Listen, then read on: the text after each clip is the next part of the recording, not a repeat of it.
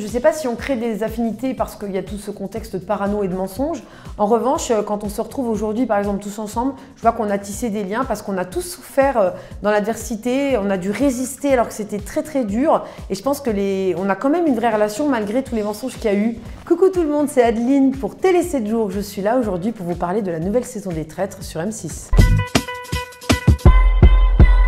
Alors, qu'est-ce qui m'a motivée à participer à cette nouvelle saison des Traîtres? Je ne sais pas, je pense encore aujourd'hui que j'étais très inconsciente. Je pense que dans la vraie vie, je suis une vraie loyale.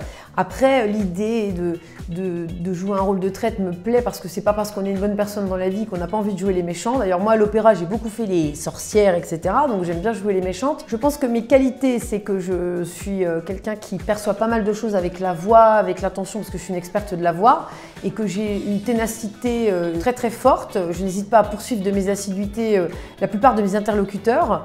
Après, mon défaut, c'est que je suis peut-être trop entêtée et que j'aime pas beaucoup l'injustice et le mensonge. Donc voilà, ça me donne quand même des sacrés handicaps pour cette émission. Qui nous a trahis? Maintenant, c'est chacun pour soi. Je suis à bout.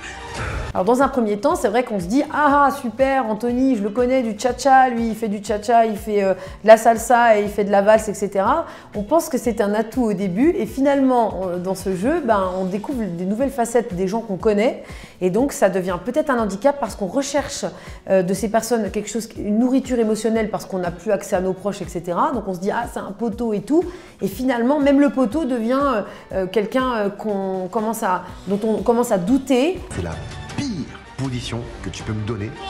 On va se régaler. Quand on se retrouve aujourd'hui, déjà pour les gens où il y avait eu où on a eu parce que moi j'ai eu aussi des moments où le ton est monté, mais en tout cas pour moi il me reste plutôt de la complicité, puis un beau souvenir en fait, malgré que c'était très douloureux. Un peu comme les femmes qui accouchent et qui disent « Waouh, mon enfant et tout », c'est un drôle de truc, voilà.